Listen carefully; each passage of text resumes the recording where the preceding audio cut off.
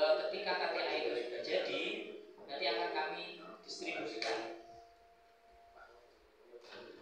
langsung ke gugus depan. Jadi ketika jadi mau distribusi, nah disitulah nanti untuk administrasi dibayarkan. Tadi yang sudah dijelaskan di awal mengenai berapa biaya administrasinya, nanti dibayarkan ketika KTA itu sudah jadi. Jadi ketika ada yang mengatasnamakan warna dan meminta biaya ketika KTA itu belum jadi, itu bisa melaporkan ke kami. Karena dari kebijakan kami, ketika administrasi itu dibayarkan, ya ketika dari gugus depan menerima KTA-nya, seperti itu. Kemudian nanti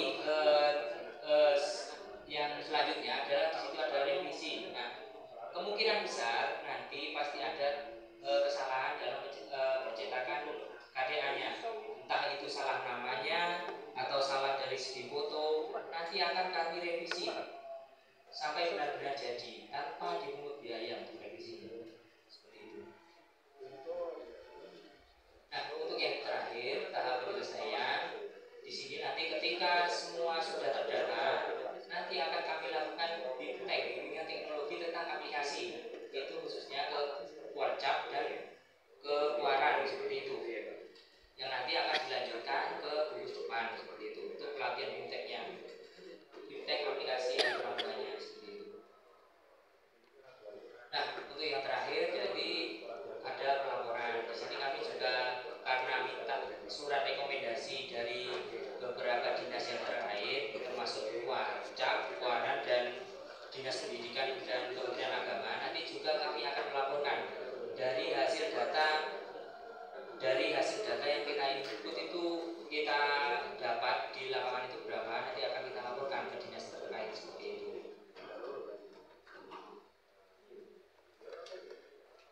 Nah, ini contoh belangko yang seperti saya kasih tahu tadi, yang saya itu yang paling penting di sini untuk pengisian belangko itu dari yang pertama yang ada mananya itu ada kelas, nama sekolah, nama lengkap, tempat tanggal lahir, golongan keanggotaan itu seperti siaga, penggalang, seperti itu. Kemudian sama alamat. Kalau yang lainnya seperti kursus penghargaan atau agama golongan darah, memang kalau memang belum tidak tahu, tidak usah diisi, tidak apa-apa. Karena kenapa kok yang penting itu cuma nama sekolah, nama lengkap? Karena ketika itu tidak terisi, itu akan kembali lagi ke gugus depan dalam bentuk belangko, tidak tercetak, seperti itu. Nanti akan istilahnya membuat pendataannya semakin lama karena kembalinya dalam bentuk belangko yang harus diisi dari pihak gugus depan lagi, seperti itu.